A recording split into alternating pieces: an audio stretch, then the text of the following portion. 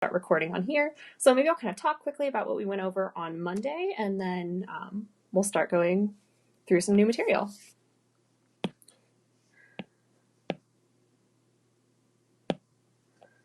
So we talked about the idea of a limit. I mentioned that there's this information on the delta epsilon version of a limit that we're not going to talk about, but that essentially a limit is just the idea of we want to know where this y value on a function is if we can't see anything. So if we can't see what's going on here, but we get really close to it, do we have an idea of where the y value on that function should be at a particular x value? So I did end up asking my husband about, I was like, so why do you have this time going backwards? He's like, oh, that's the clock, the like the in-game clock. So that's why it's counting down. So there's 3:11 on the in-game clock, and this is counting down here. But the idea here on this picture was to think about the idea of a limit in a real life setting. You know, if you see somebody moving on the TV, right? Moving, they're moving this way, they're moving this way. And right here, they're not past this first down marker yet. But then your video buffers and you can't see what's happening. And all of a sudden they're past the first down marker. You can guess that if your video buffered in the 1309 range, and by 1308 they're here, and you knew that at 1310 they were here, that at 1309 they're probably around this first down marker. You have an idea of that because you see what's happening before and you see what's happening afterwards. We talked about numerically guessing limits. So taking a function and then plugging in numbers around it. So we're really interested in, this is the highlighter right here. We're interested in what happened. That's not a highlighter at all.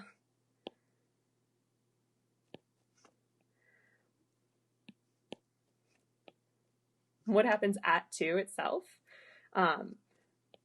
So we're looking at what happens around 2. So that was on this guy, on this problem right here. So plugging in numbers, getting close to 2 coming from the left, plugging in numbers coming close to 2 on the right. And we see that those numbers approached 3 for this particular function. So the limit as x approaches 2 for this function is 3, because from both directions you get closer and closer to 3. We also did some stuff with graphs. I'm not going to go over this entire graph, but we talked about the definition of a limit when it comes to evaluating it graphically. We also talked about the shortcomings. And then we went over these limit rules. So let's talk about them one more time. I wonder if I can highlight the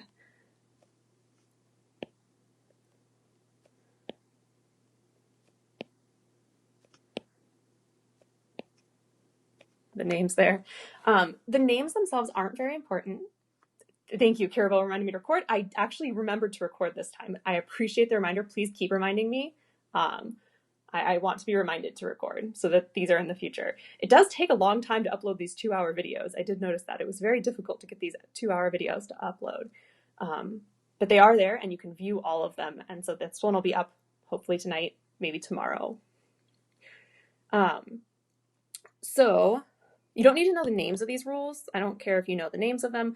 What I'm really interested in is that you know the idea. So if you take the limit of a constant doesn't change, right? So like 54 is a constant. If you take the limit as x goes to 7, well, if I don't have this limit part, I mean, if you plug in 7 to x when you have 54, there's nowhere you're even plugging in x, right? There's nowhere to plug in x. It's 54. So as you approach 7 with x, 54 still stays 54. So the constant rule just says limit constants would stay the same. If you have a constant being multiplied in front of a function, you can pull it out front. So here we had the limit of, as x approaches 2, of 4x squared. We can pull the 4 out, and then you would just be left with x squared inside the limit. If you're adding or subtracting on the inside, you can make it so that you have one limit and you add or subtract the other one. So you can essentially distribute it over addition and subtraction. You can also distribute it. Distribute's not the correct word there, but it's a close enough word. You can distribute it over multiplication. And same thing with quotients. And then we talked about this, the weirdest one is this composition rule. And the composition rule essentially says that for the most part, unless something really weird happens, if you have a composition of functions, so this is a function inside of a square root, which is a composition, you can move that limit inside of the composition. So we can move this limit inside the square root. We can move this limit inside of sine. And then we did some practice.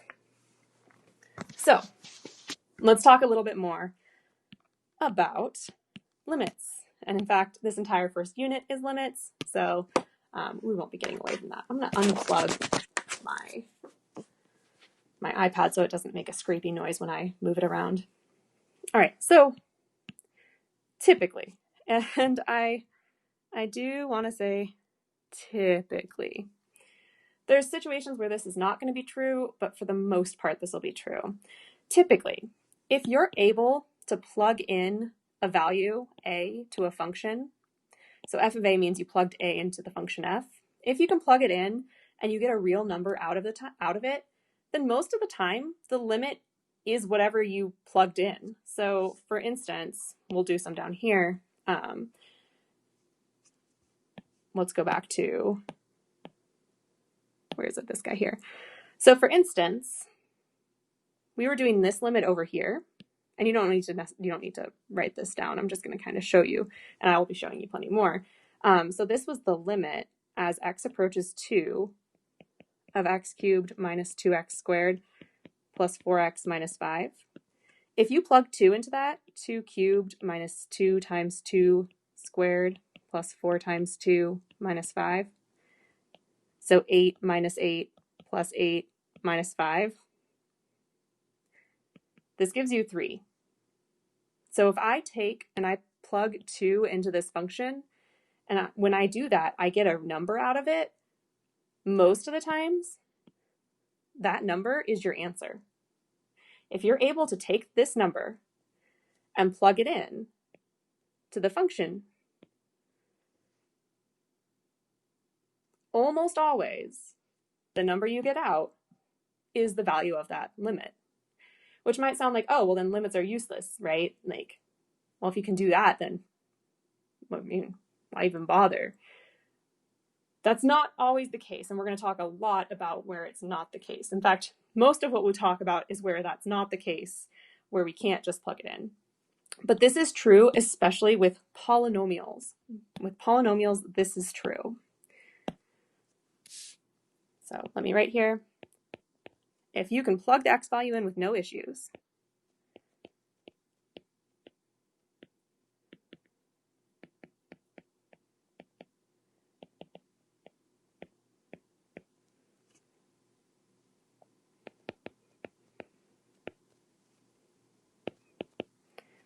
then that resulting value will be the limit.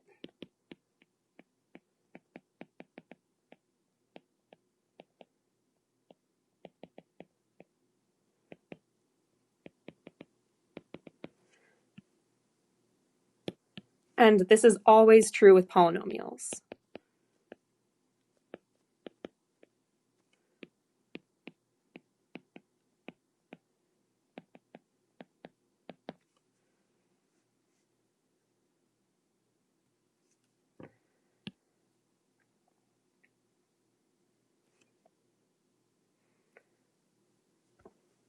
Right?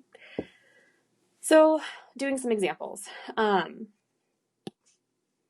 X cubed, or sorry, not x cubed, x to the 5th, that's a polynomial. So if we have the limit as x approaches -3 of x to the 5th, then we can plug in -3 for x. And this is -243. That's our answer. I want to point out something here, and it's about notation. So I've made a point on the homework to tell you, like, I'm only asking you, this homework assignment only has 3 problems on it that I'm asking you to do. I care about your notation. I care about your organization. If I'm only asking you to turn in 3 problems, I'm going to be very nitpicky on the notation on those problems because the problems themselves won't take you long to do. I don't anticipate the homework taking up a ton of your time, but I'm going to care about notation, and I'm going to point out things during lecture so that you're very aware of the things that I'm looking for.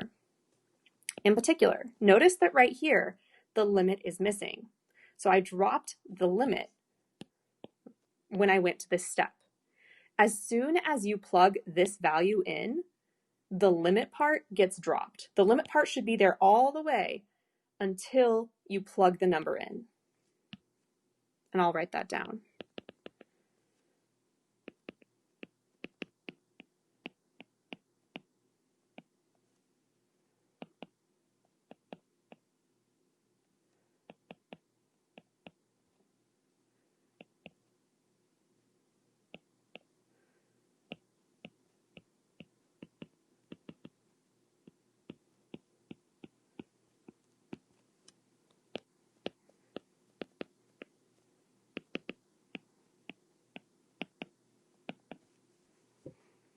You drop it when you plug in a value.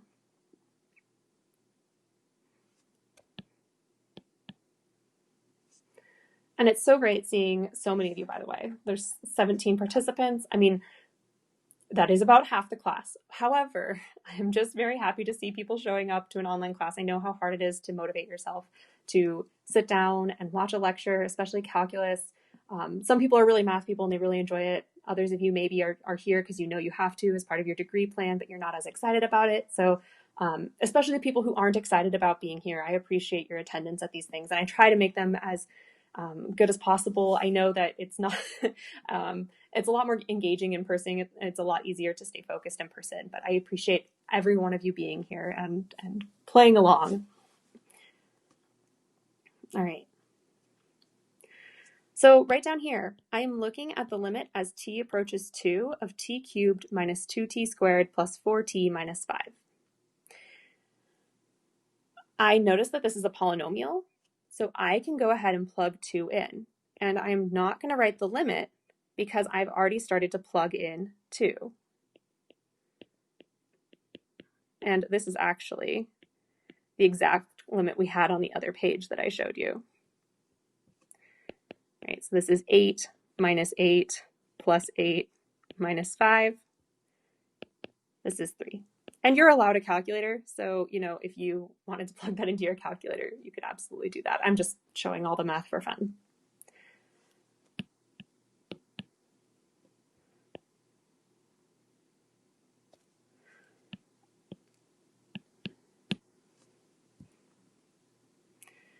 All right, so now we're going to go do this one down here. For this one down here, there is a denominator. So this is not a polynomial. This is a rational function. However, as long as we can plug in 1/2 and not get a problem, then we're okay.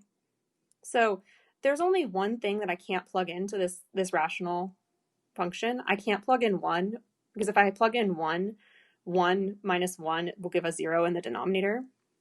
But 1/2 will be fine because 1 is the only issue. So I'll make note of that right here.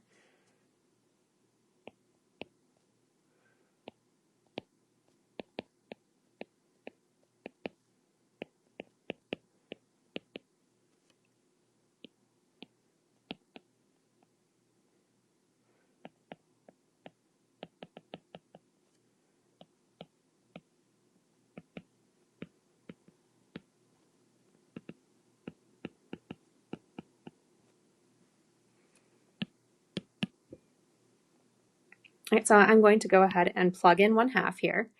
Once again, I don't have that limit sign because I've started to plug in a number. Maybe I'll make a little squiggly line so you know where the problem changes. So 1/2 squared plus 2 times 1/2 minus 1.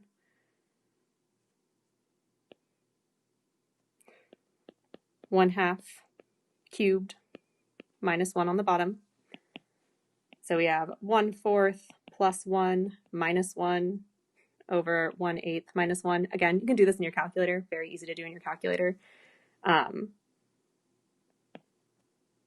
I want to talk about the algebra though, because the algebra is, I mean, this is a complex fraction, and I feel like the algebra here is really necessary to talk about.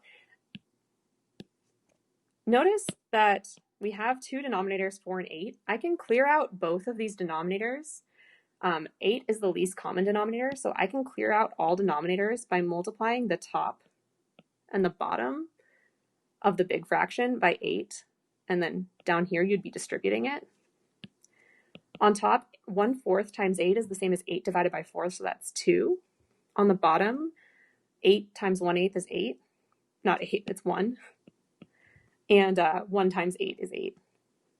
So this is going to end up being negative 2/7. You can also use your calculator, just, you know, algebra.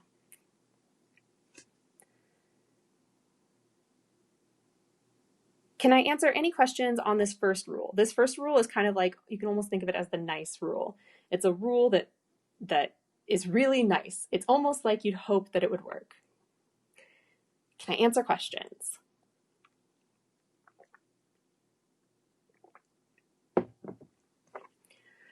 You might be thinking, and maybe no one's thinking it, but I'll point it out. Well, if you say we can just use our calculator, then what all are we showing on our homework? So if you were to have a problem like this on your homework, I would expect this step here to be shown, the part where you're showing that you're plugging it in. Right. This part would be extra. This would just be nice to see, but you don't have to. So on a homework assignment, I would expect this step would be shown and this step would be shown, the final answer. For this guy up here, I would expect this step and this step. For this guy, I mean, obviously there's two things that need to be written down.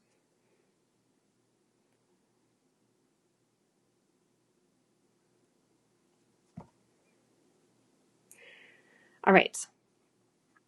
So that's the nice time. The nice issue, the nice top part is when you can just plug it in because it works. The next thing that could happen is you could get a number over 0.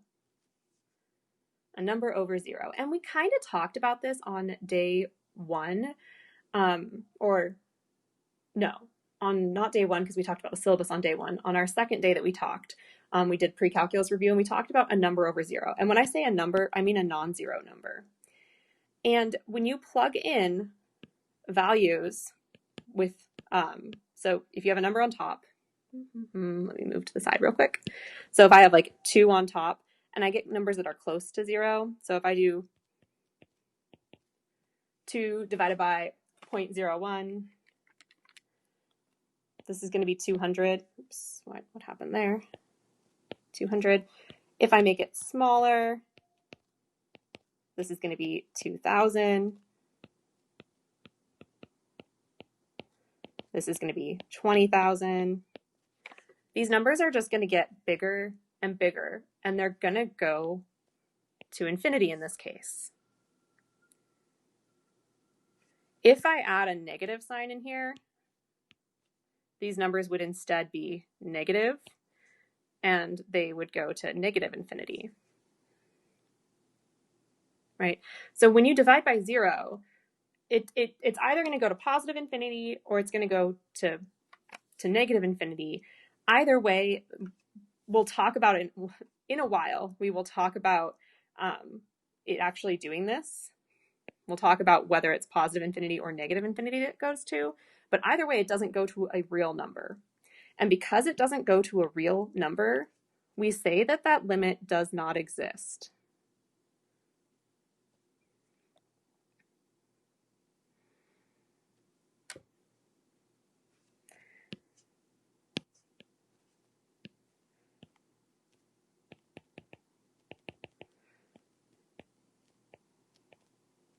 So in the future, we will be talking about, in fact, in section 1.3, I think is when we start to talk about it, we will talk about determining whether it's positive infinity or negative infinity that it tends towards.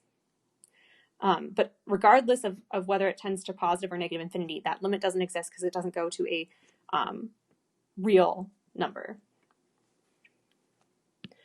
So for now, right, our first thing that we would try plugging in -1. So this is the limit as x approaches -1 of x squared minus 5. So we try plugging it in. Negative 1 squared minus 5, negative 1 plus 1. We're going to get 1 minus 5 is negative 4 over 0. So we're starting by trying to plug in.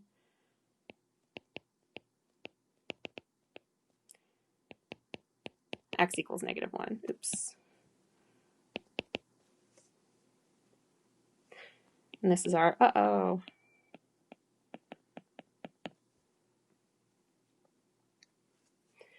So technically there shouldn't be an equal sign here because you can't say equals dne. It does not exist because we got a 0 in the denominator.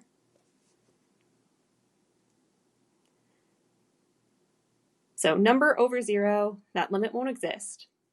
Later on we'll get more specific about that, but it does not exist. If you plug it in and you actually get an answer, like we did up here, then it's just whatever answer you get out.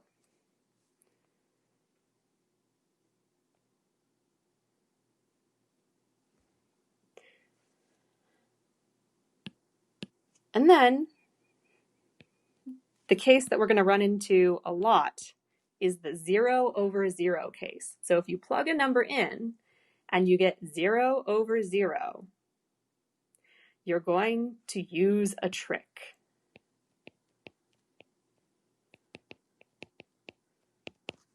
And this is the first time in your math career, and it will continue to be part of your math career going forward in calculus, where the algorithm, there's not an algorithm that will always work.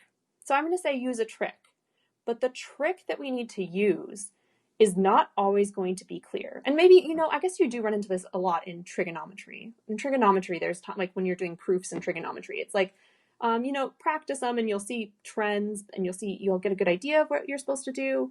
But in calculus, you're going to see this a lot where there's not one clear path, but after you've done enough of these, you start to be able to identify which trick needs to be used. I like to think of it as a superpower. Like I have a superpower that I can look at a lot of limits and tell exactly what trick I need to use without trying anything out. But in order to develop that superpower, you have to just continually practice problems. So we're going to talk about a bunch of different tricks, but which trick you should use, that's going to come from practicing. We do need to have a theorem here. So we have some algebra tricks we'll use. Here's a theorem that says, I'm going to give it a little, it's supposed to be a cloud, but I don't know if that looks like a curly bubble. A theorem. Suppose you have two functions that are equal, except possibly at one point. So at one point they're not equal. Then the limit as x approaches a of f of x is equal to the limit as x approaches a of g of x. And I want to talk about this a little bit. Essentially what this theorem is telling us is that we can simplify or manipulate an expression and still get the same limit. But let me kind of show you. So if you have f of x equal to x plus 3 times x minus 1 over x minus 1, and you have g of x equal to x plus 3. With this one, you might notice that these things could cancel, and they can cancel, except for even once they cancel, 1 can't be plugged into this function because its original function had a problem at 1. These two functions are identically the same, except for this function right here can't have 1 plugged into it.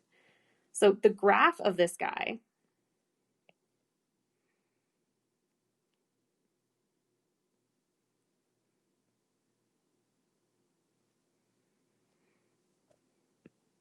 looks like this.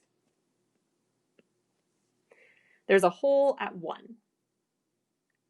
Whereas the graph of g of x, let's see.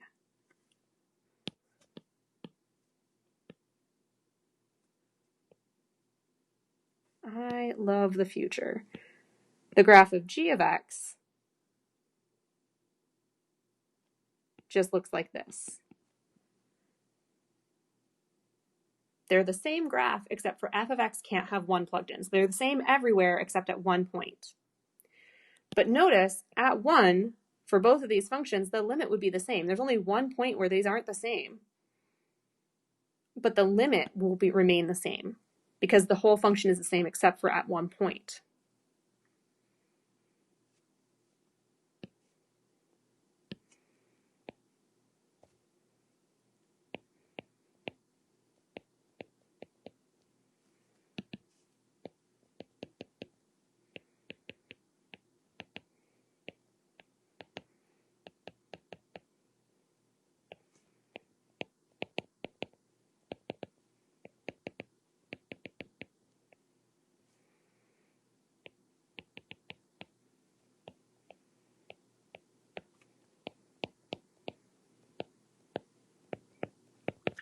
Now this theorem is actually stronger than that. This theorem actually is, it's not even just that there's one point that they're not the same. The theorem technically is that there's a countable number of places where they are not the same.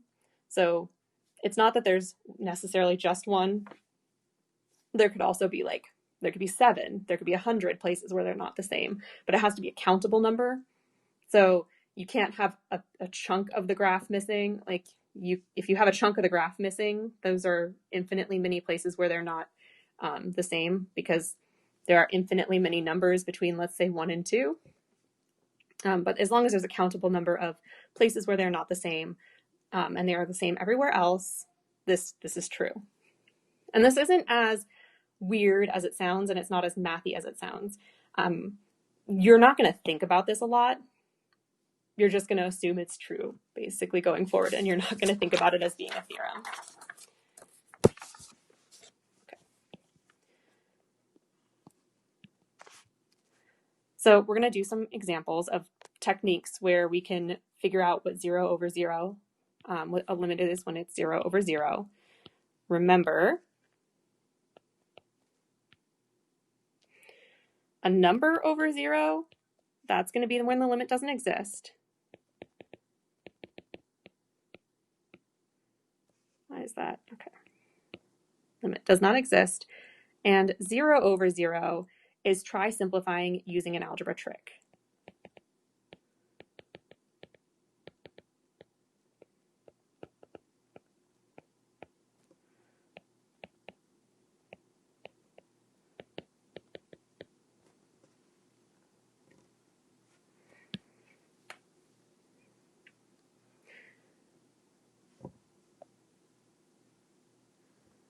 So I know this isn't going to work out, so I'm going to put it over here. The first thing you should do always is try plugging in, because sometimes it works out, right?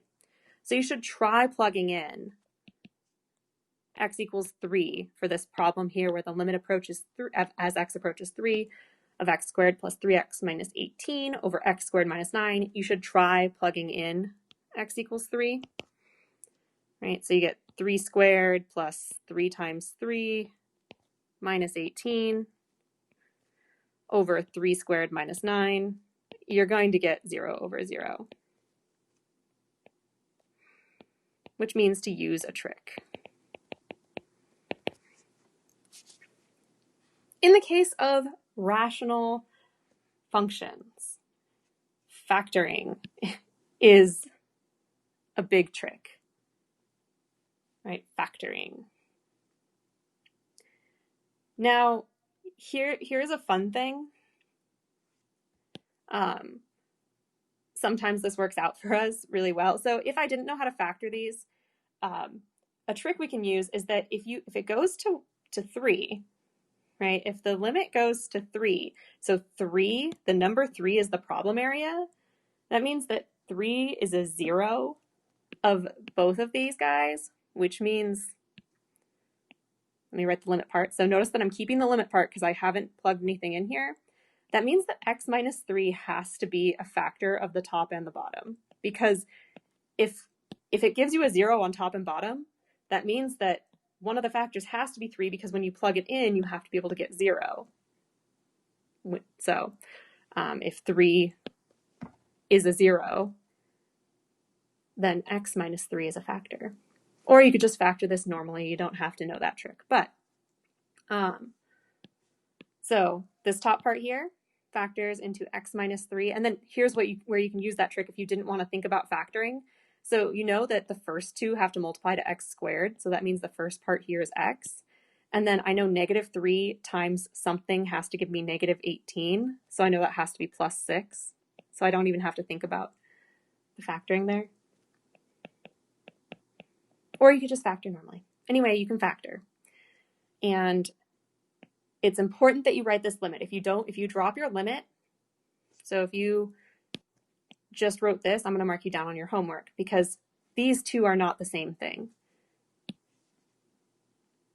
You have to have this limit here.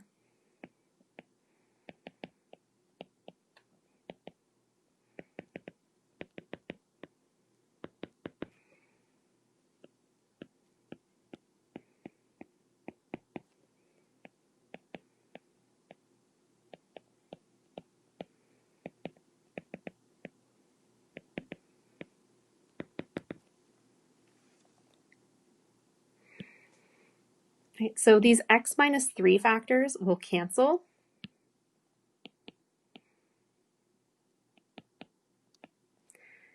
And we have the limit of x plus, as x approaches 3, of x plus 6 over x plus 3.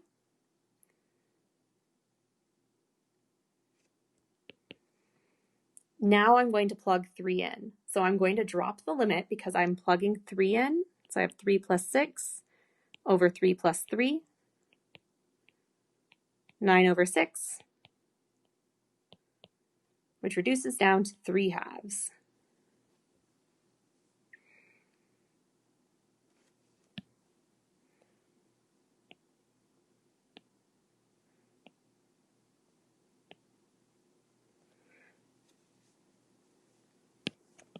And I'm going to make a note here that we have these limits because there's still x's around. Basically, one way to keep track of where there should be limits, if there are x's still inside here, you should still be writing the word limit.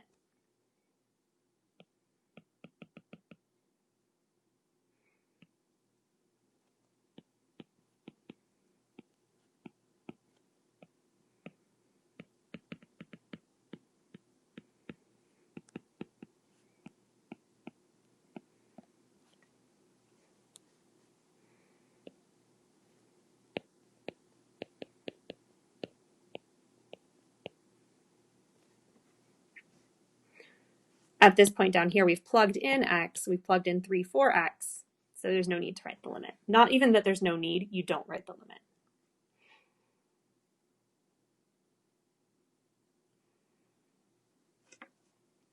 Can I answer any questions up through this point?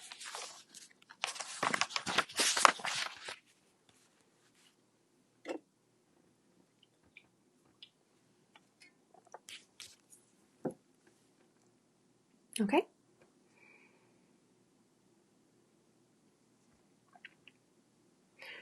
So there's even a note in here about this.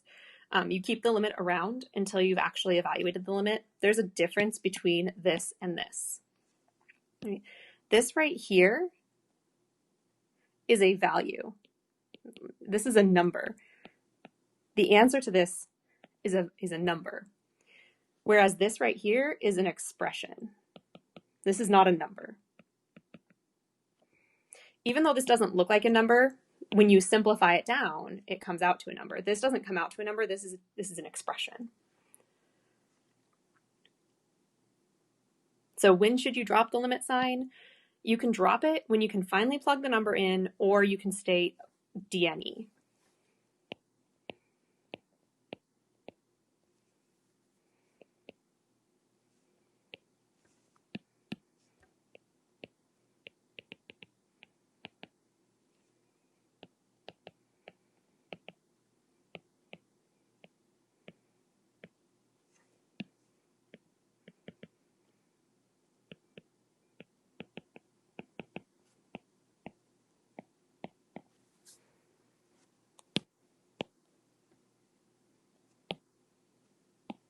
I love technology. Moving that around is so easy.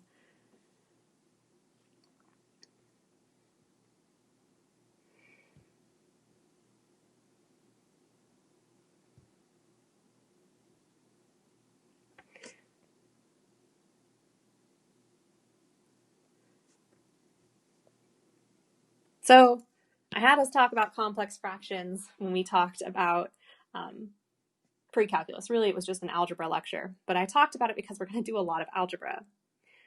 So I'm going to go ahead and try with this one. We have a limit as h approaches 0 of 1 over h plus 4 minus 1/4 over h. We're going to try plugging in h equals 0.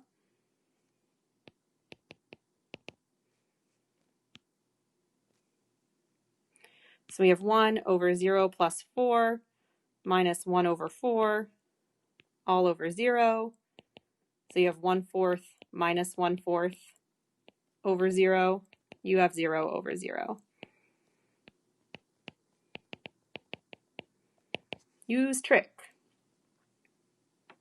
And the trick is almost always to simplify somehow. So in the case where you have a complex fraction, the technique that you should try first is making it not a complex fraction. So in this case, using our tricks that we used for combining together complex fractions and making them into just one fraction.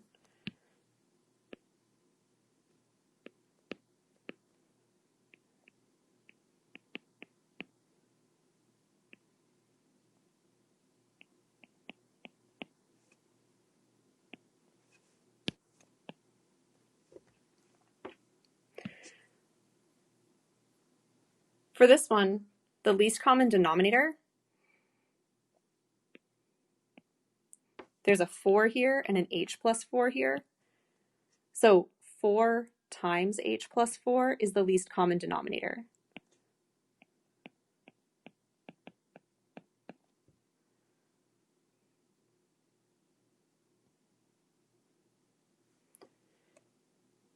This gets distributed to both these fractions. And I know we talked about this simplification, but I kind of want to pull it off to the side here and talk about it more. So just this top part, I only want to talk about the top part of the fraction and that simplification. So imagine if I distribute it, you'd have 4 times h plus 4 over h plus 4 minus 4 times h plus 4 over 4. These h plus 4s would cancel, these 4s would cancel, and you'd have 4 minus the quantity h plus 4. All right. I'm okay. So a lot of this can be done this part can be done in your head. I'm okay with you going from the step where you show you're multiplying to this step here. Because in my head, what I would do is I would immediately think, okay, if I'm multiplying this over, I know the h plus 4's cancel and I get a 4. And if I'm multiplying this to here, I know the 4's cancel and I get an h plus 4. The fact that these are in parentheses is incredibly important. So there's a minus sign here. It's important that these stay in parentheses and that we distribute that negative out. So I'm still writing limit because I haven't plugged anything in yet. So I have 4 minus h plus 4. On the bottom, I'm going to write this as 4h times h plus 4. I just essentially brought this 4 up front.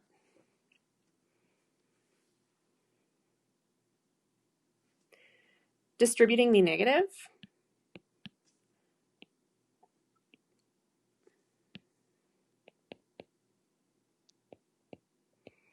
We have 4 minus h minus 4. And here's a trick. And I know this because I've done enough of these. First of all, this particular setup we're going to run into a lot because it's the setup for derivatives, which is a big thing we're going to talk about. So you're going to be doing this a lot. Almost always, don't touch the denominator, don't FOIL it out or anything. Almost always just leave it alone.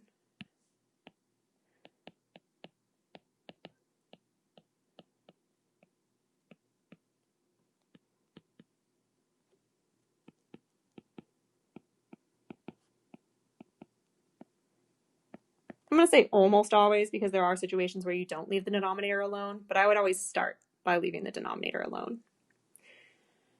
All right, so simplifying, these 4's cancel. So we have the limit as h approaches 0 of negative h over 4h times h plus 4. These h's cancel.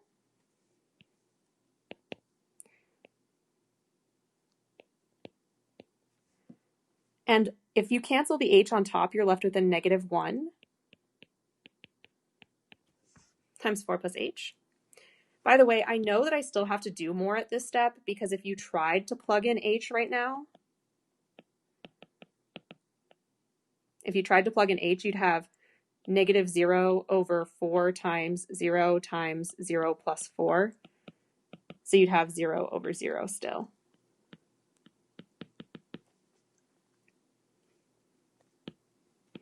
So you need to keep going.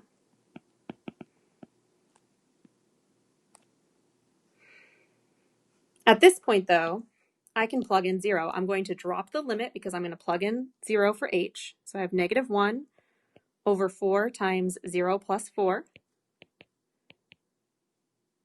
So negative 1 over 4 times 4, negative 1 over 16. And that is my final answer.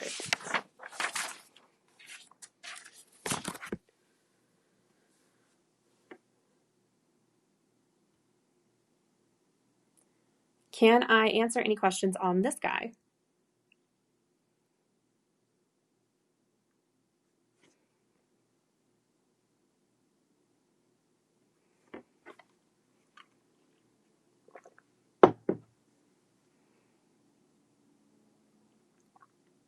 All right. And if I'm ever going too fast or you need me to go back a page, just let me know. You can tell me on the audio or you can tell me via the chat box. All right. Technique number 3. If you see radicals, there's a good chance that you're using this trick. So the first thing you should try doing is if it's the limit as x approaches 2 of the square root of x plus 7 minus 3 over x minus 2, try plugging in x equals 2. It's always the first step, just to see if it works.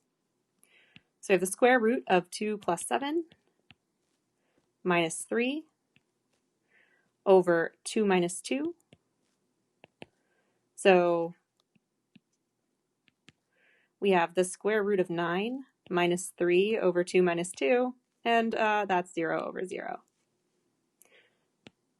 Use trick.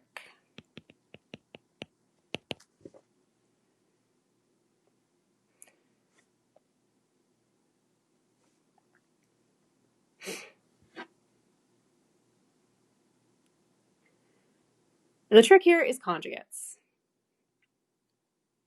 So the trick being that when there's radicals involved, multiplying by conjugates of the radical can work well. Note, the conjugate of the square root of x plus 7 minus 3 is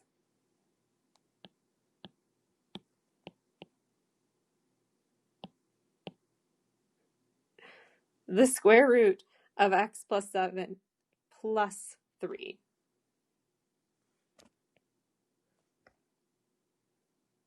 Right? It's not inside the radical that we're changing the sign. It's on the outside of the radical that we're changing the sign.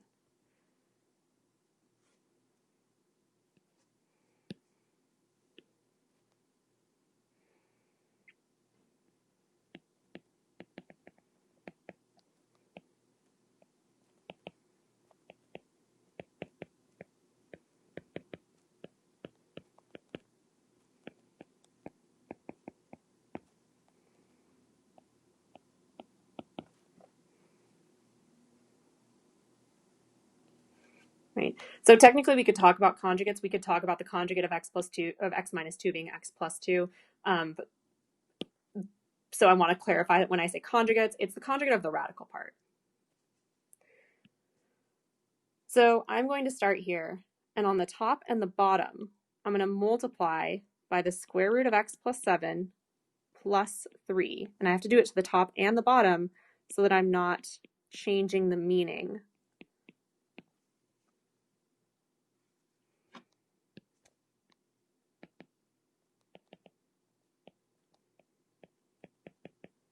Maybe I should be more in the numerator and denominator would be the correct way to say it.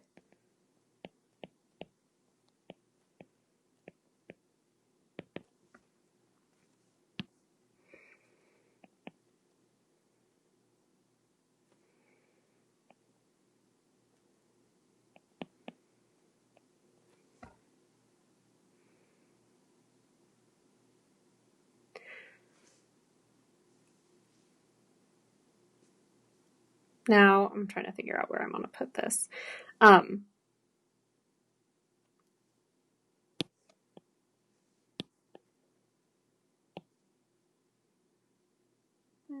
Put that down there. Another note, remember difference of squares, difference of squares. And I know we talked about this in the algebra review.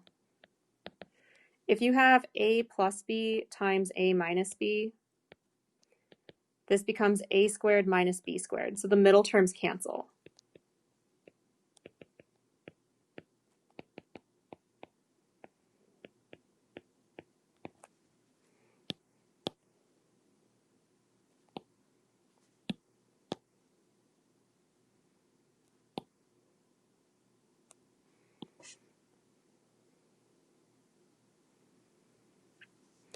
In this case right here, this is a case of this part, the radical part is a, the 3 is the b. So there's not going to be any middle terms. They're going to cancel. It's just going to be these two multiplied together and these two multiplied together.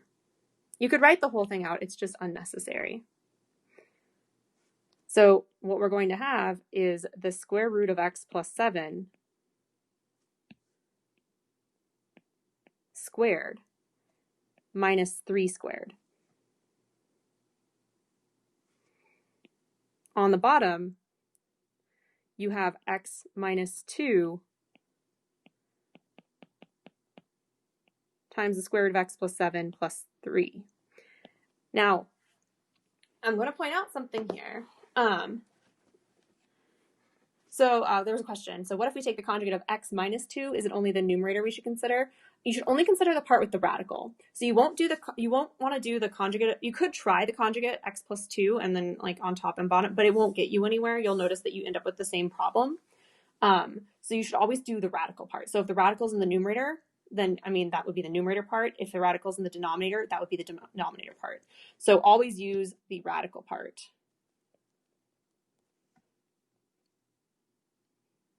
No problem, no problem. What I'll point out here is that when you're doing these, the part that you're going to forget is you're going to forget to bring this piece. You might write it here, but you're going to forget to bring this piece along. So the mistake that I see a lot that I've done myself is it comes down to here and then you've lost a piece. Not that there's anything to save you from making that mistake. It's just a mistake you're going to make and then you're going to realize it once you get done with the problem. But I like to at least point out that it's going to happen. I know it's going to happen because it's happened to me and I've done this.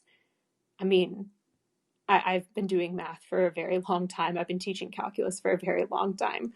And I still do it from time to time. You can't stop yourself from doing it. But I can at least make you aware of it.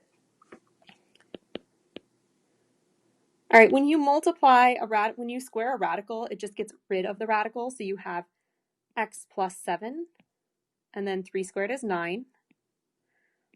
Like I said before, leave the denominator alone. Don't mess with it.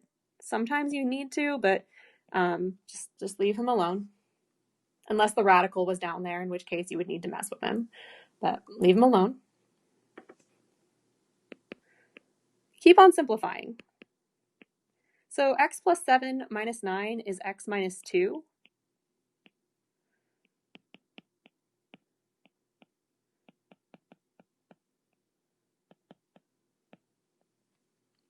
Now notice we can cancel these x minus 2's out.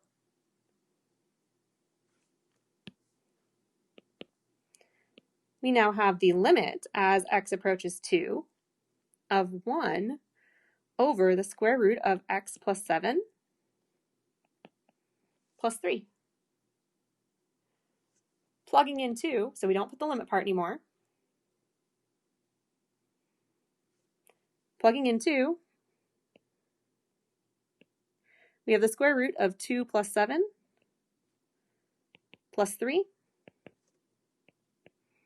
1 over the square root of 9 plus 3. This is going to end up being 1/6. 1/6.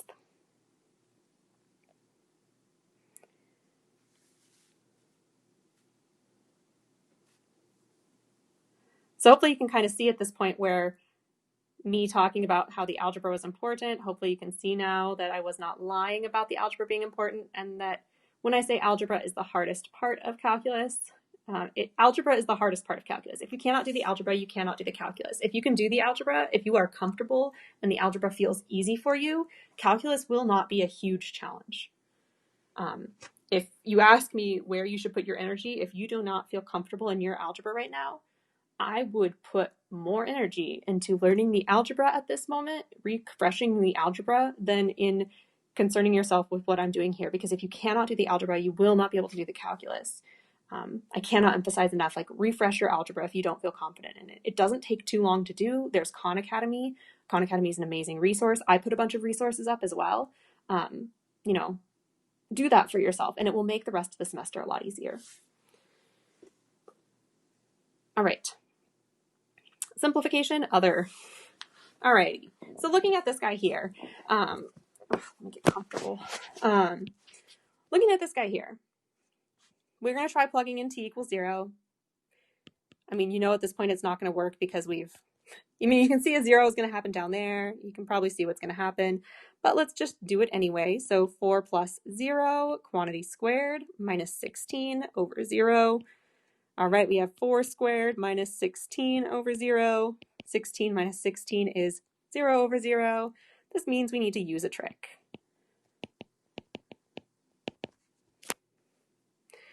And looking at this one here, I mean, there's not like really a conjugate that I want to do. It's not that there's a complex fraction, but what I see is that there's something that can be FOILed and then simplified.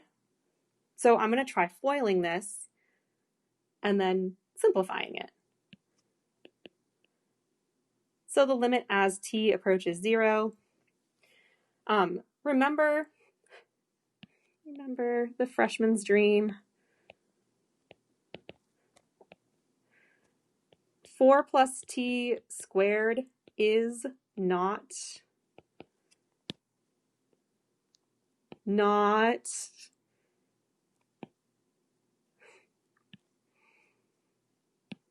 me make that more centered, not 16 plus t squared. All right. If you make this mistake on your homework, I will put a sad face. If you make it on an exam, I will put a sad face. I will write that it's the freshman's dream. I will put a sad face.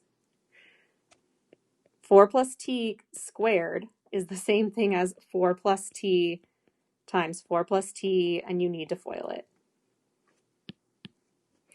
All right, so you get 16 plus 8t, because you'd have 4t plus 4t, plus t squared minus 16 over t. We have 16 and minus 16, so I'm going to go ahead and cancel those.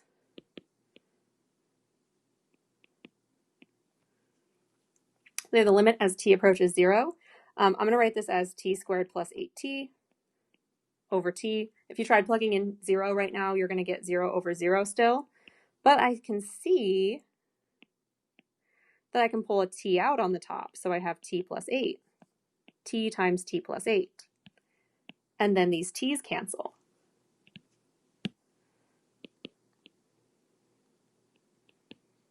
So now all that's left is t plus 8. Plugging in 0, you get 0 plus 8, which is 8.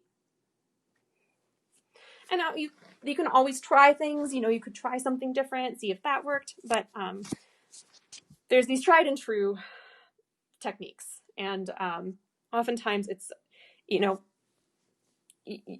you try things, it works, it doesn't work, you try something else. But one of these techniques is bound to work for you.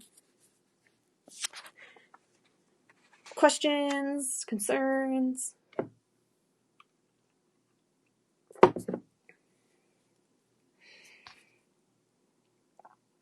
All right.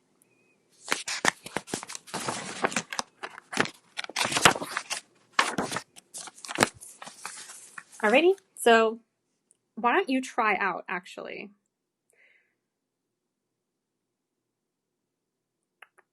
Try out both of these.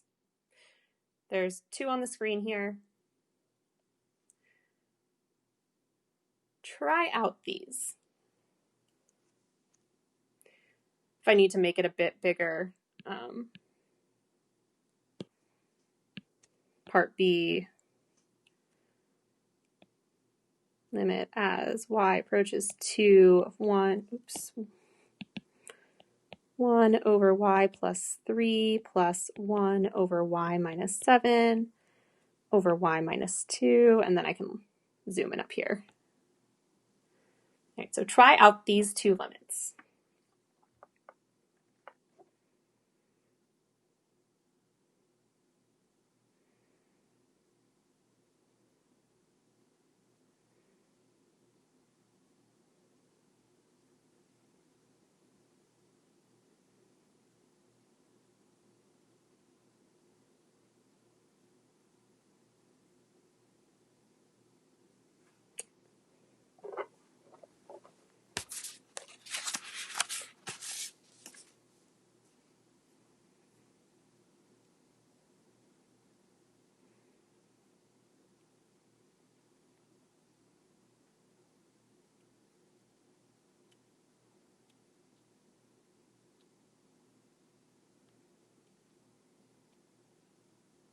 And how about when you're done and ready to go, if you could raise your hand, if you could click the raise hand button, or I don't know, maybe a reaction. I guess you could put any of the reaction. Wait, what does reaction do? If I say clap, where does the clap go? It goes on my picture. And if I do raise hand,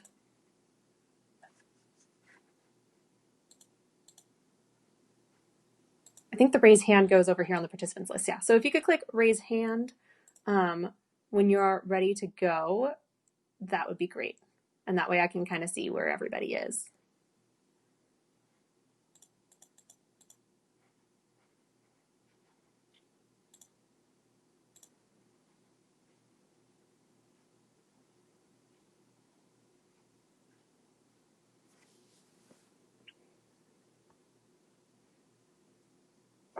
And maybe I'll pause, put record on again.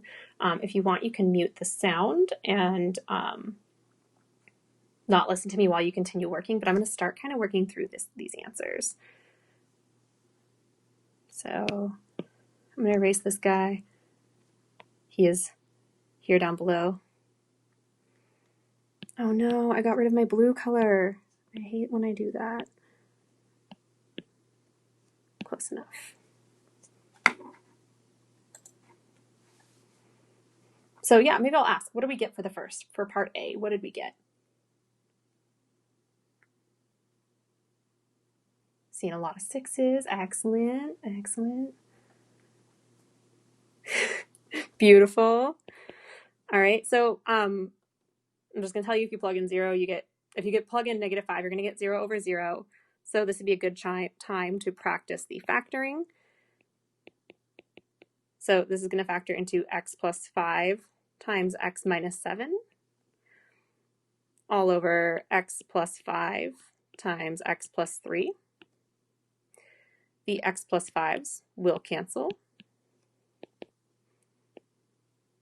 The limit as x approaches -5 of x minus 7 over x plus 3. So negative 5 minus 7 over negative 5 plus 3. We have negative 12 over negative 2, which is positive 6. Excellent work.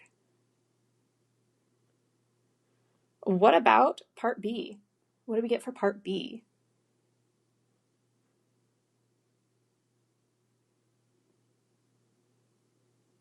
I see a 0.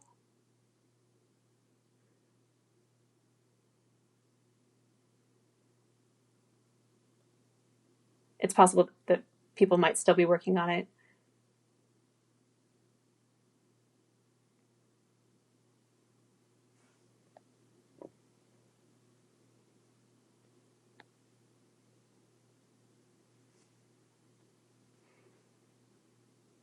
Negative 2 over 25. DNE. DNE. DNE. All right. So first of all, if I did plug this in, if I try y equals 2, right, we have 1 over 2 plus 3 plus 1 over 2 minus 7 all over 2 minus 2. So this will give us 1/5 plus negative 1/5 over 0. So 1/5 minus 1/5, so we got 0 over 0. So we need to use a trick.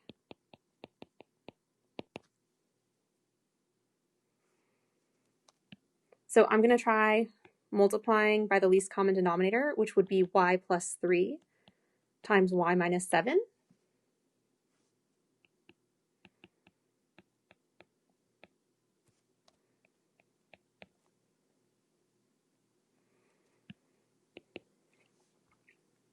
When you distribute both of these to each part, the y plus 3's would cancel on the first part. And you would have y minus 7 plus, and maybe I'll put parentheses just for funsies on this so you can kind of see where things are coming from. When you distribute these guys over here, the y minus 7's will cancel, and we'll have plus y plus 3. On the bottom, there's a lot going on. There's y minus 2, come on, y plus 3, y minus 7. There's nothing keeping these things in parentheses up here. I can just combine these together. So y plus y, that's going to be 2y, negative, oops, I just spit on my screen. Negative 7 plus 3 is negative 4.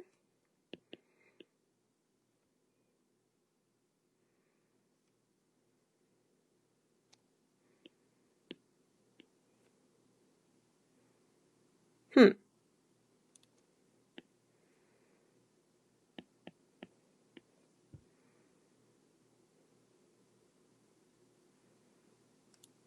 was pretty certain this was going to simplify down.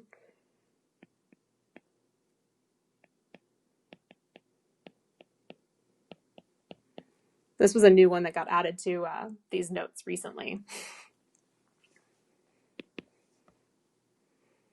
But when I plug it in, here, I'm plugging in 2, you get 2 minus 4. On the bottom, it's going to be 0 because you're going to have 2 minus 2, 2 plus 3, 2 minus 7. So you're going to get negative 2, which is a number, right? And then times, on the bottom, it's 0 times 5 times negative 5. So it's going to be negative 2 over 0, and that will be DNE because there is a 0 in the denominator and a number on top. So if there had been a 0 on top and a 0 on bottom, we would still need to keep going. If you got a 0 on top and a number on the bottom, that would be 0. But in the case where you have a number over 0, you've simplified as much as you can, and this is going to be a DNE.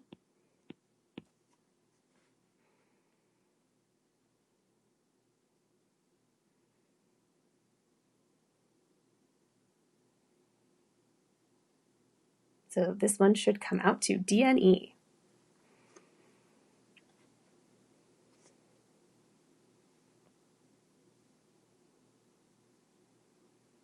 Questions on this one at all?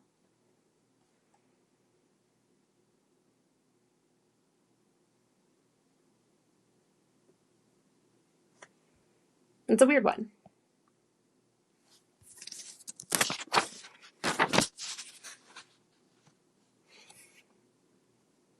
I'm going to just double check here. So these would be great ones to practice at home, or practice, and maybe we could go over these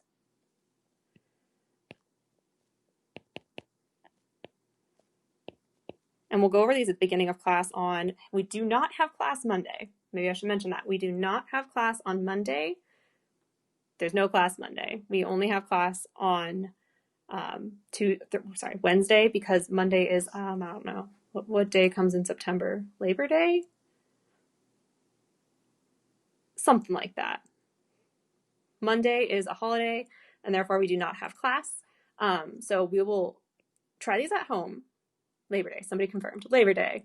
Try these at home, and then that way we'll kind of go quickly through them at the beginning of class next Wednesday.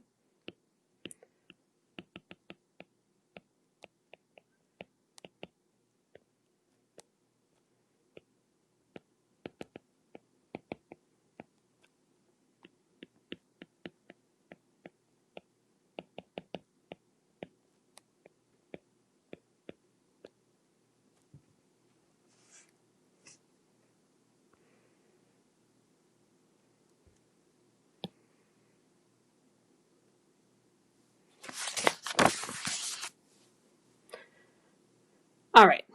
So the squeeze theorem is the next thing we need to talk about, and it's a weird theorem. All right. So essentially the squeeze theorem says if you have three functions and one function is less than or equal to another function and the other one's less than or equal to this one. So if you have functions where one is clearly always either above the other or touching the other, let me draw a picture right here.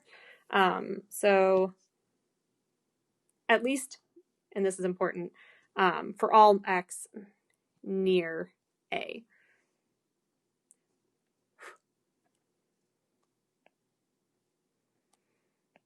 So if this function is, we'll call this g of x, and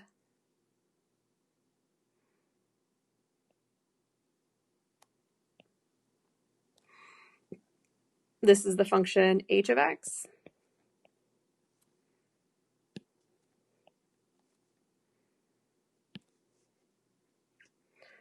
and then you have this function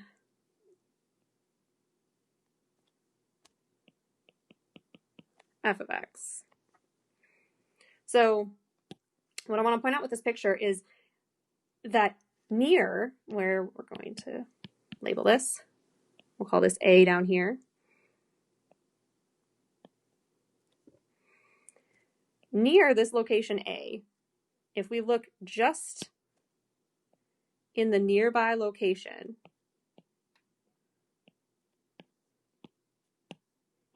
right, just nearby A, H is always on top, nearby A, G is in the middle, and F is down below.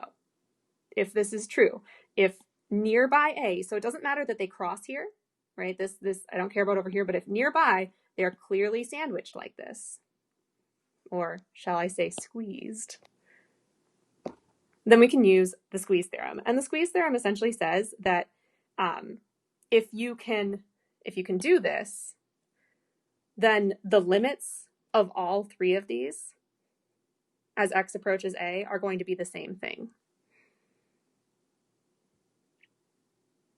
So if,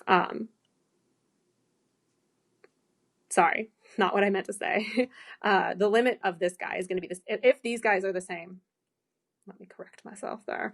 If these guys are the same, if these limits are the same, if you can take the limit as x approaches A of f of x, and you know that it's the same as the limit as x approaches A of h of x, if you find out that these are equal,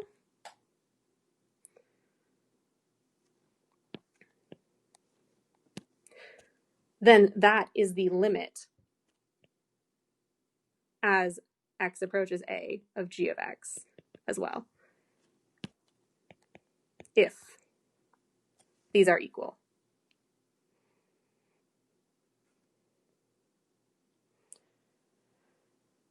So, as an example, we can assume here that 3x is less than or equal to f of x is less than or equal to x cubed plus 2 for this interval right here. And we're asked to find the limit as x approaches 1 of f of x. So what we can do, because this is squeezed, and because 1 is in this interval where this is true,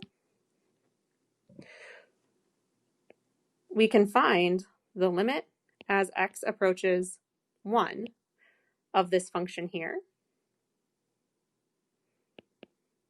And this is just a polynomial, so we can just plug it in, right? So 3 times 1, that's 3.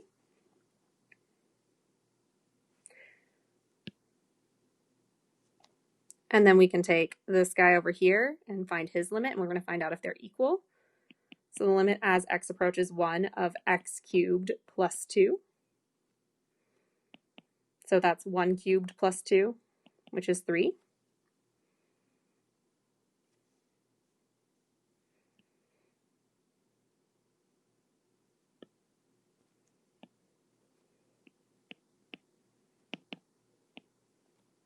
So these are the same. That means that by the squeeze theorem, this middle guy here has the same limit as x approaches 1.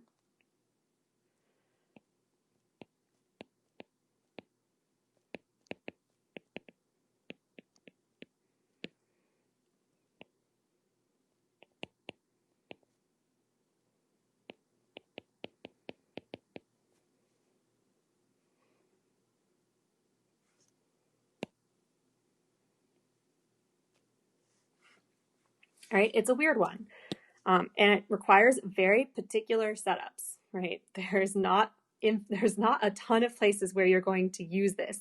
But if you have a function that is squeezed between two others on an interval, and you're trying to find the limit of the middle one, if the limit of these two on the outside of it that are squeezing it are the same, then you can apply that to the middle guy as well.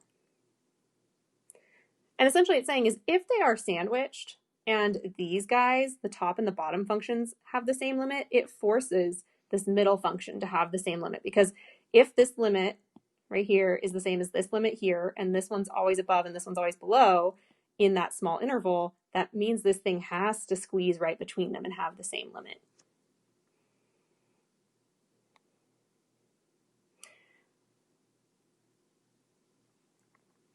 So normally, when you have, so we're looking at this example, the limit as x approaches 0 of x times sine of 1 over x. Normally, we talked about the rule where like you can distribute the limit over multiplication. However, there's a problem there because the limit of sine of 1 over x does not exist. And this is actually supposed to be, an x squared here.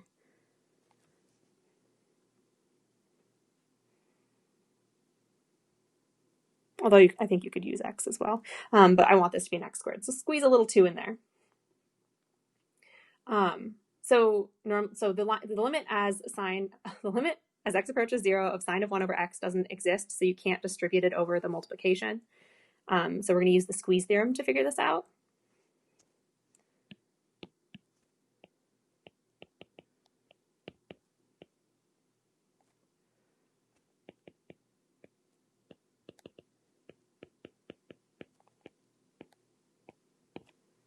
And it might be, you might want to say like, oh, well, if this doesn't exist, if this limit of this part doesn't exist, then the whole thing is garbage. It can't be used. But that's actually not what happens. So here's the trick on this one, and this is a trick. What is true is that sine x is always between -1 and 1. This is true. Remember, like remember your graph of sine? It does the, let's see, I want to make sure right. It does this, it oscillates. So sine oscillates between -1 and 1. It doesn't matter what's happening on the inside of it.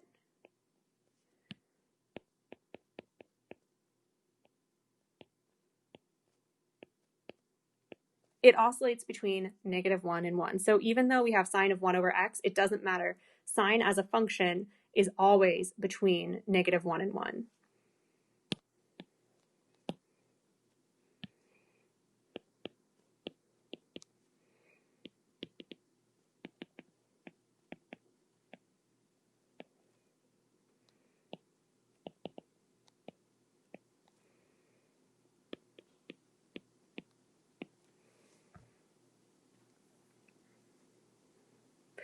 Now our goal is to make it so that this middle piece is this piece up here.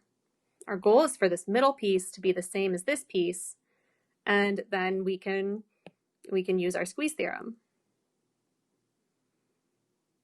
So it has to be x squared up here. This has to be x squared. This is a typo in the notes. This has to be x squared, and I'll tell you why.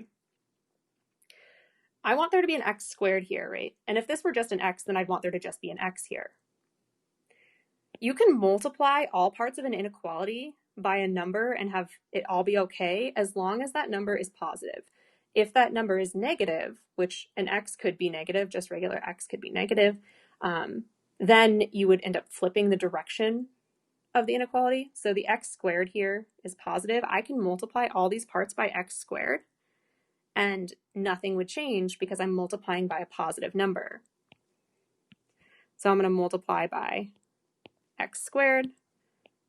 I'm going to put this x squared here.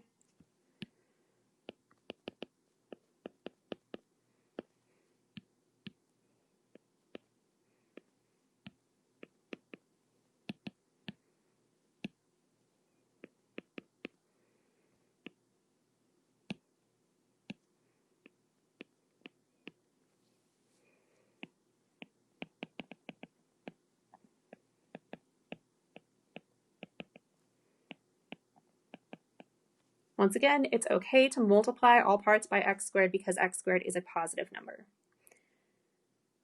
It is a positive number. So what you end up with here is negative x squared less than or equal to x squared sine of 1 over x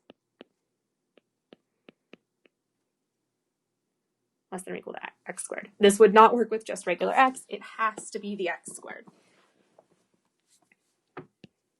So then I can take this limit here. So the limit, and we're looking as it goes to 0, the limit as x approaches 0 of negative x squared, you can just plug it in, negative 0 squared is 0.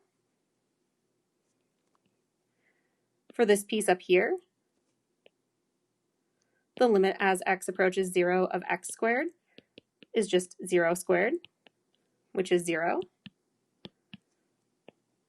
So they have,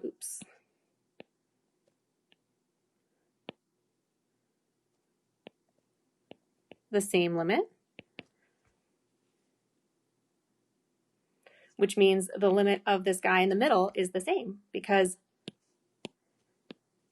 these guys are the same. So what we did here, the squeezing that we did up here, this is technically our f function. So it was f, g, and f, right?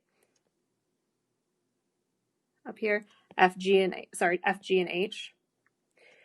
So this is our f, our g, and our h. So the function can be a number. So in this case, -1 was the function. And then we ended up having x's in it after manipulating it. So down here, you end up with all that manipulation. And we have a function. This is our f, g, h.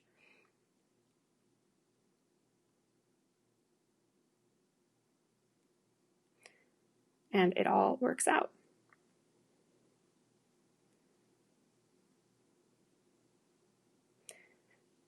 I want to point out something that I don't know if anyone's thinking it. But just in case you're thinking it, you might be thinking like, hey, okay, if there's a squeeze right here, couldn't we have found this limit, which we said over here, it does not exist. We proved that on a different page. Couldn't we just find this limit by using the squeeze theorem here? So I kind of want to talk about that.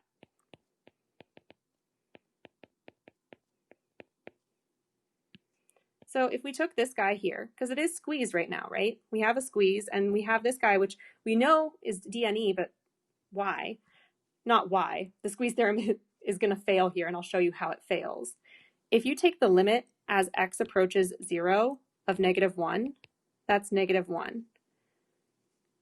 If you take the limit as x approaches 0 of 1, this is just 1. So these guys right here are not equal, so we can't use the squeeze theorem at all. This doesn't mean anything. This doesn't mean that it doesn't exist. This doesn't mean that it does exist. It just means you can't use the squeeze theorem because these limits aren't the same.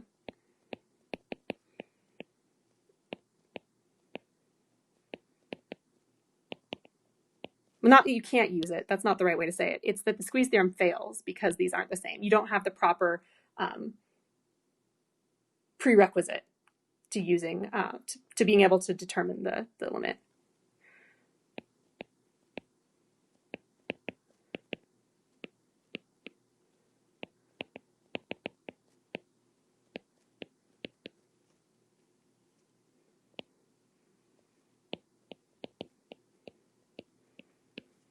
Because those limits are not equal.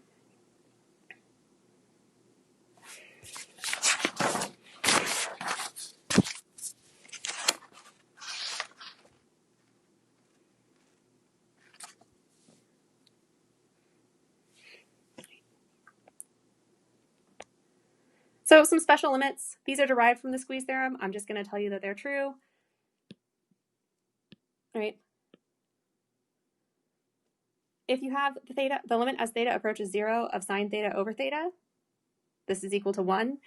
You can also flip it around, and it's equal to 1. This is something you should know. This is something you should keep in your memory as an important point. This one used a lot less, but these are derived using the squeeze theorem. And the limit as theta approaches 0 of 1 minus cosine theta over theta is equal to 0. You cannot flip this one upside down, because if you flip it upside down, you're going to end up with some zeros in the denominator and some problems. But sine theta, the limit as theta approaches 0 of sine theta over theta is 1. Same with theta over sine theta. And then 1 minus cosine theta over theta, that limit as theta approaches 0 is 0. So let me write those down at the top of this page here.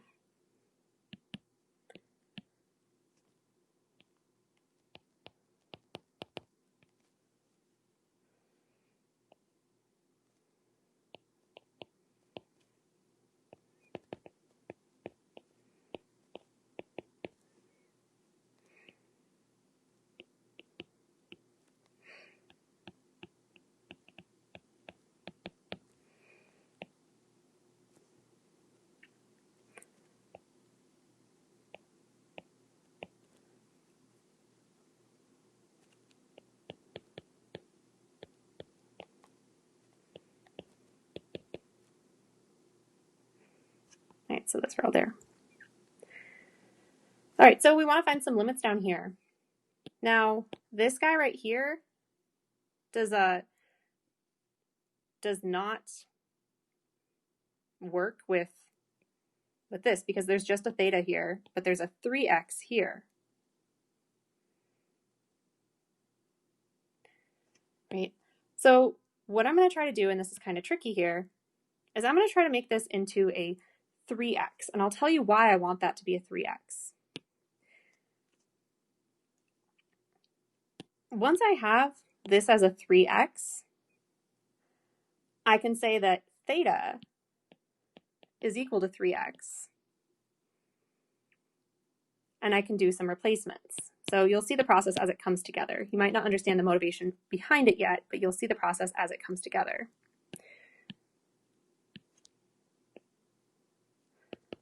So the limit as x approaches 0 of sine 3x, I want there to be a 3 in front of this x down here.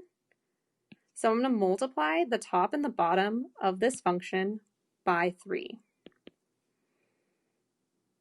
And I'm going to move this 3 out in front here.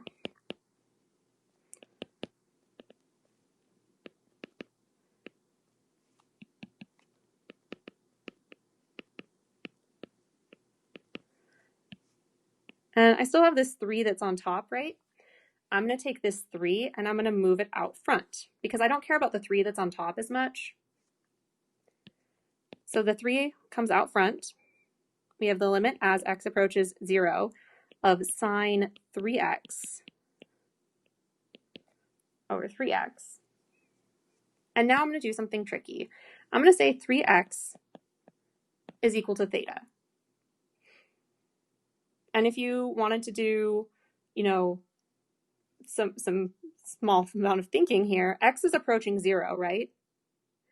So if x approaches 0, then 3x would also approach 0, which means this is the same thing as theta approaching 0. Right? Because if x is going towards 0, then the quantity 3x would of course go to 0 because you plug in 0 for x, which means if x and theta are the same, theta is going to 0. So I have 3 limit as, we can now say theta goes to 0. Now all we have is a theta in here and a theta on the bottom because we said 3x is equal to theta. It's a trick, all right? This is definitely a trick that you would not have thought of, but you've now seen it once, so you've kind of seen the trick. This whole part right here, this whole limit is 1, right? Because of this. So this is 3 times 1, which is just 3.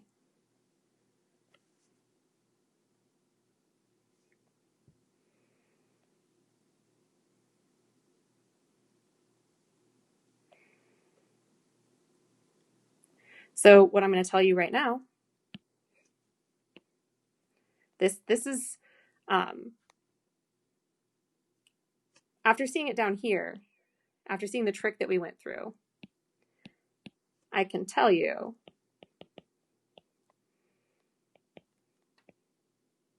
if you have the limit as theta approaches 0 of sine of a constant times theta over c theta, this will always turn out to be 1. i.e., what I'm really saying here, if you have the limit as theta approaches 0 of sine of anything,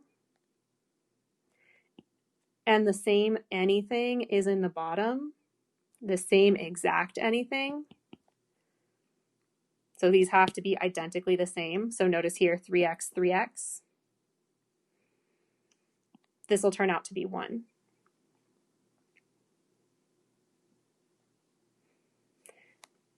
So what that means is, I guess we'll do another example on the next page, but this is true. Maybe highlight it in your notes.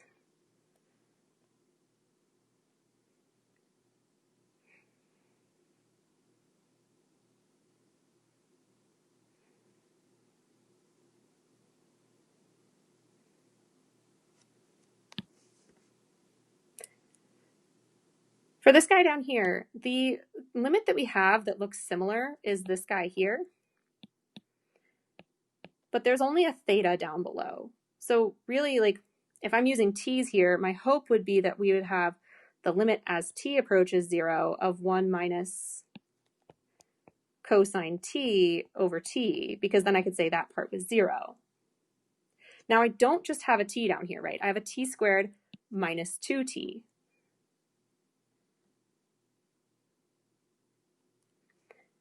But I can factor out a t, right? I have 1 minus cosine t. I can factor out a t on the bottom, and I have a t minus 2. And it's being tricky, but I could say that this is the same thing as 1 over t minus 2 times 1 minus cosine t over t. I can do this because with fractions you multiply across, and if you multiply across, 1 times 1 minus cosine t is 1 minus cosine t. T minus 2 times t is t times t minus 2. Now, if you're thinking in this moment like, wow, I literally would have never come up with that trick, ever. You are not alone. This is a trick, all right? You're seeing it now, so you can now bring it into your head in the future that, oh, this is a trick I can use. That you can separate these sometimes. You have to look for it though, and it's not always apparent what you can do. You have to kind of mess around with these. They can be a bit tricky. Practice makes perfect. There's that rule that says if you have two limits being multiplied together, as long as they both are existent, you can distribute the limit to both of them. So this is the limit as t approaches 0 of 1 over 2, or t minus 2, times the limit as t approaches 0 of 1 minus cosine t over t. This, which we already know, is equal to 0 because we have a rule that says that. For the first part, I mean, it's going to be multiplied by 0, but we'll just do it anyway. 1 over 0 minus 2 times 0, so you get 1/2 times 0. Comes out to 0.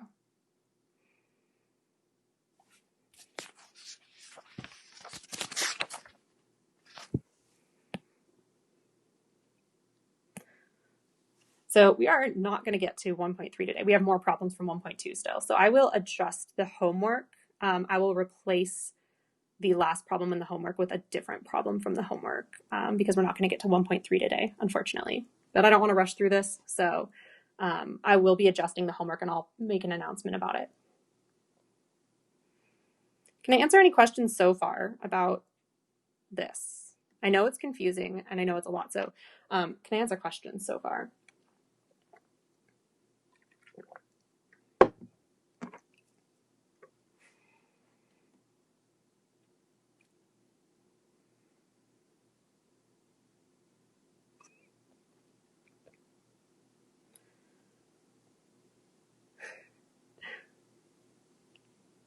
So if you're feeling confused, this might be a good lecture at this point. Like if you're confused right now, this might be a good one to kind of go back through and watch slowly. Or you can also look up, limits and practice them. You're using these up here as assumptions. So we can assume that all of these guys are true.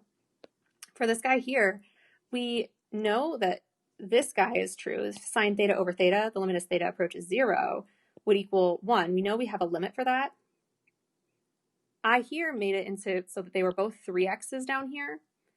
If these are both 3x's, then if you just, even ignoring the stuff I did here, if you just assume that this one is true, that the limit as theta approaches 0 of sine c theta over c theta is 1, and maybe I'll make some comments on that. Here's what that would look like. So if you have sine of 7 theta over 7 theta, this would be 1. Limit as theta approaches 0 of sine 5 theta over 5 theta, this would be 1. The limit as theta approaches 0 of sine 1/2 theta over 1/2 theta, this would be 1. If you assume that this is true, so if you even just ignore this stuff here and just assume that this rule right here is true, then our goal would be to make it so that there was a 3x down here, so that there's a 3x in the middle, there's a 3x on top and a 3x on the bottom. To make that 3 appear down here, I can't just put a 3 down here for funsies. I would have to put a 3 on top and bottom. But what I can do is the 3 I put on the bottom, I can put it where I want it so it looks like this, so I can use this rule. But the leftover 3, I just bring him in front. Once the 3 is in front, you have this limit which follows this rule over here. Again, if you don't want to think about why it works, you can just disregard why it works and just know that it does. And this right here, by everything we've said over here, is 1. And then the 3 is out front. So you have 3 for that answer. Does that make that one a little bit more clear? Like if you just ignore the why and you just accept the rule? Okay, excellent, excellent. The why is a little bit like hand wavy, but accepting the rule, I think it helps a little bit. Just accepting that, and that's totally fine if you don't want to think about the why. I'm not as concerned about you knowing this part as I am that you accept this and you understand if you accept this, why this works. That's more important to me. For down here, we know that, where is he?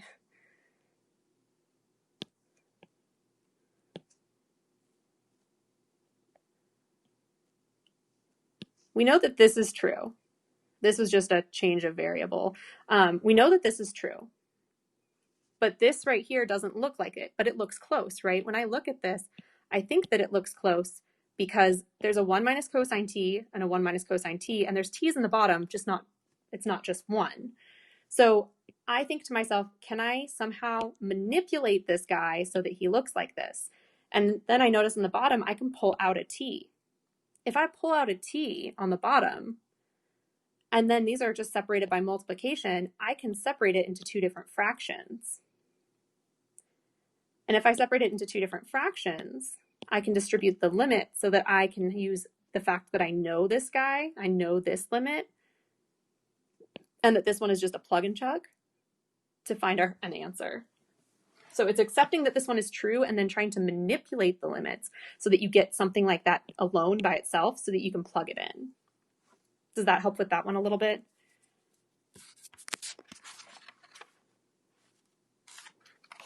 Yeah, no problem, no problem. I'm certain you're not the only one feeling that way, so I'm very happy that you said something.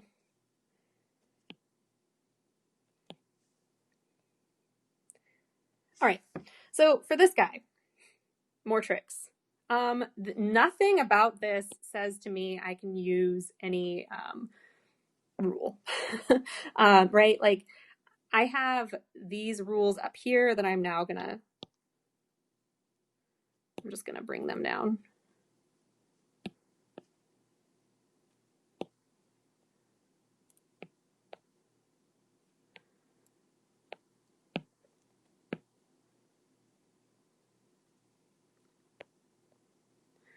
There we go. So I have these rules and nothing about this looks like this, right? We are missing thetas or z's, like because what would be true is you could erase the theta part of this and you could replace that with z. Sorry, I think I heard someone say something. Did someone say something?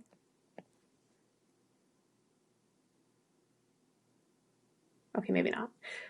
So you could replace this with z's. So this theta you could just think of as a z. It's just a variable. It doesn't matter what it is. However, I could kind of manipulate it so that I had something like this if I were a little bit tricky.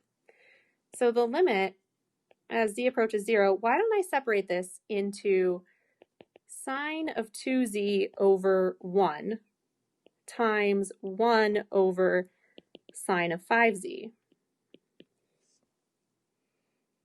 I can do this because if you multiply across, you get sine 2z on top, and if you multiply across on the bottom, you get sine 5z on the bottom. So this is fine. Now what I'm thinking is, okay, well, if this right here were a z, and if this right here were a z, if those were z's instead, then you would have this case here and this case here, except for it's the case where, you know, this is a little bit different on the inside, but we already talked about as long as these were the same. So if I had a z here, then I would want this to be a 2z, right? Ideally, a 2z down there would be what I needed so that they matched up, right? We want this to be 2z, this to be 2z.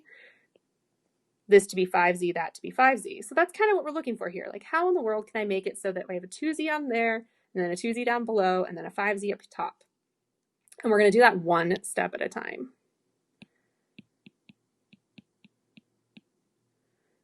So our goal is to make this into a 5z eventually, and our goal is to make this into a 2z eventually. I know I have like 5 minutes left, but we're going to do it.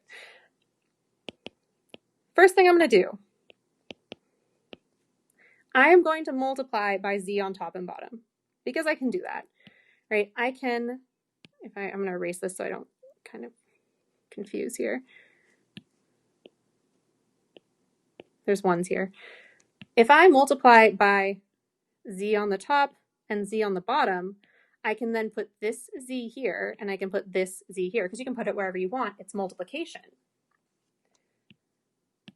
So I now have sine, oops, not what I wanted, sine of 2z over z times z over sine 5z. And now the problem is different. Now what we need is we need to be able to put a 5 there, and we need to be able to put a 2 here.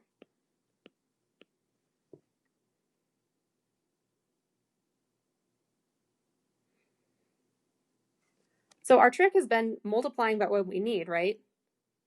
I need a 5, so I can multiply by 5 on the top and the bottom.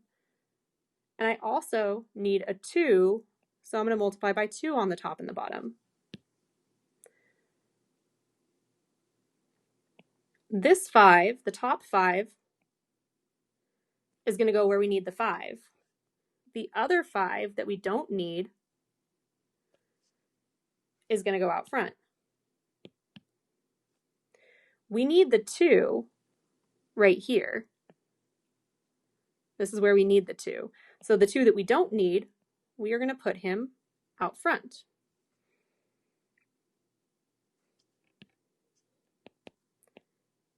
So we have the limit as z approaches 0. Oops, no, out front. We have this 2 here, right here, that we didn't need on top. He comes out front. He's in the numerator. And then this 5 that we didn't need on the bottom, he's out front. We don't need him. So we have the limit as z approaches 0 now. There's a 2/5 in front. We have sine 2z over 2z times, not sine, times green, 5z over sine 5z. Once again, this 5 right here is where this one came from. And now these fit the rule that we have, and I can distribute the limit over to both of them. So I have 2/5 out front, limit as z approaches 0 of sine 2z over 2z. The limit as z approaches 0 of 5z over sine 5z.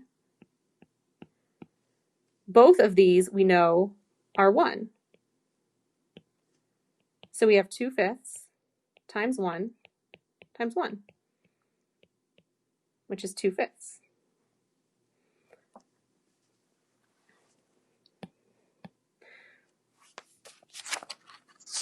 So to kind of quickly recap that idea, I want to recap everything I did here. Here, our goal was to make it in the form that it worked, right? And because we have 2z and 5z, I hope I didn't actually crash. I think it's just my computer that keeps crashing, and I don't know why it keeps doing that.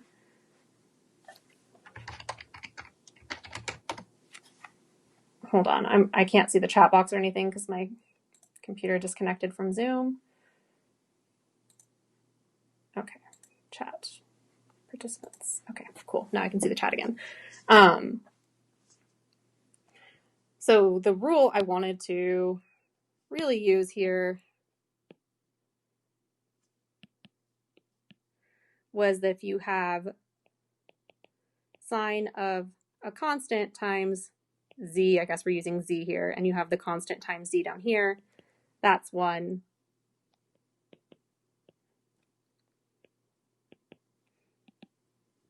If you have constant times z over sine of the constant times z,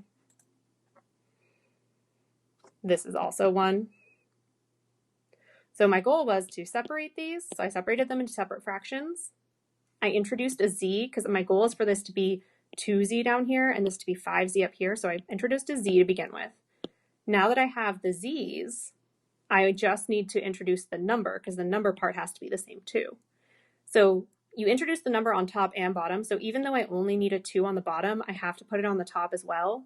But the one that I put on the top, I just sneak it out front because I don't care about it. I only need the 2 down below. I only need the 5 on top, so I put the 5 on top, and the extra 5 I put on the bottom. I pulled out front. Oh, you can't see anything? Oh, you can't see anything at all. Okay. Are we back in business now? Everything's back in business? I don't know where it stopped talking or showing anything. I don't know what happened there. I don't like that it keeps on disconnecting from the internet, and I don't know if that's a my internet problem or okay.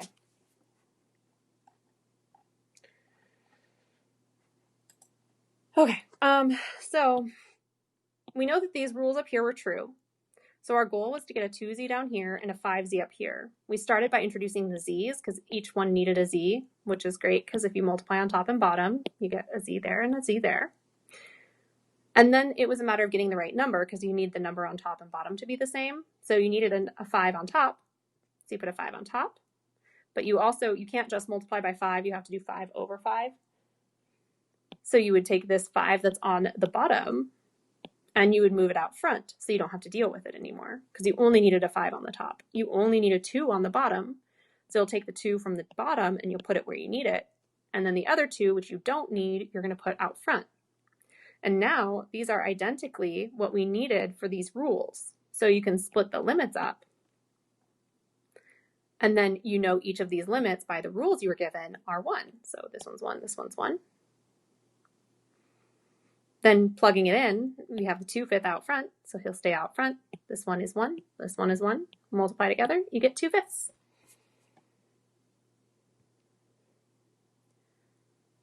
So it's a matter of seeing these tricks used in enough ways where you're able to use them for yourself.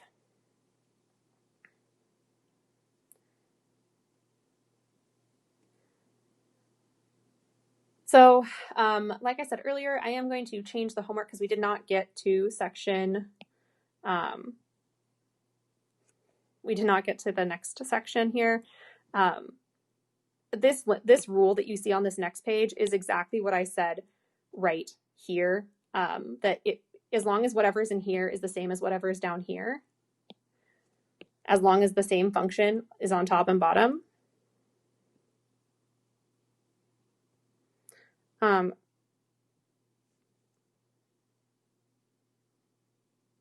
you're able to use this rule here. I think maybe I'll just kind of go into that in more detail next time. So we didn't get to 1.3. 1.3 is a few pages long. We'll get to 1.3 on Wednesday. We don't have class on Monday. So we'll just move the schedule around a little bit and work on 1.3 later. So I'll update the homework. I'll post what the updated homework is. And remember, that's due on Sunday night. We won't have class on Monday, but we will have class on Wednesday. And I think that's all I have to say. Sorry for keeping you 5 minutes over. So if you have questions, feel free to stick around and ask your questions. Otherwise, I will see you guys all on next Wednesday. Thank you, everybody. Sorry about those technical errors.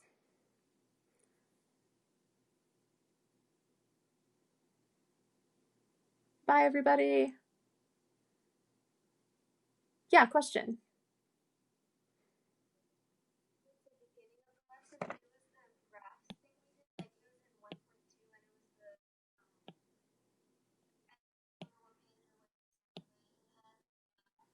This one?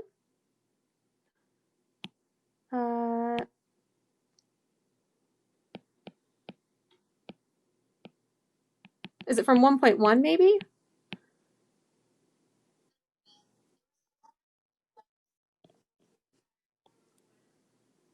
Is it this one here?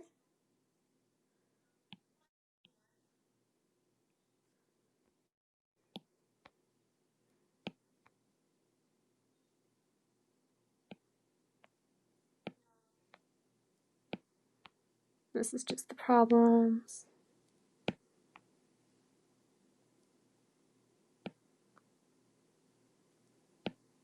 I don't know if I don't think there were any graphs after this point.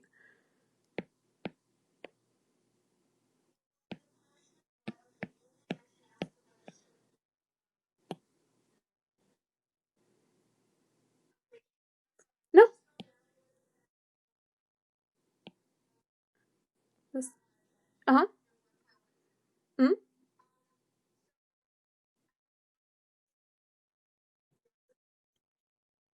Mm-hmm.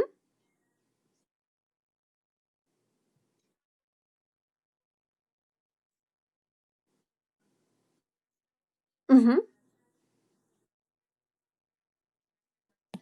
No, that's actually a great question. That is 1.3, where we talk about one-sided limits. So you'll see these little plus and minuses in the next section, and these will be left and right hand limits.